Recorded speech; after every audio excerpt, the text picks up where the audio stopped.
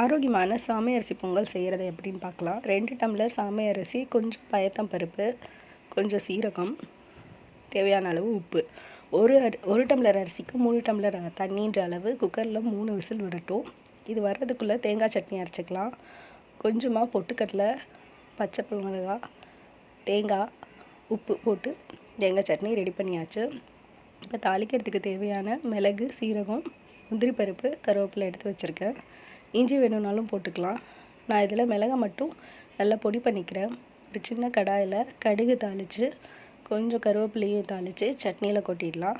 அடுத்து தாளிப்பு பொங்கலுக்கு தேவையான அளவு நெய் விட்டு தாளிக்க எடுத்து வச்ச மிளகு, சீரகம், முந்திரி பருப்பு, கருவேப்பிலை எல்லாத்தையும் நல்லா தாளித்து இதை பொங்கலில் கொட்டிடலாம்.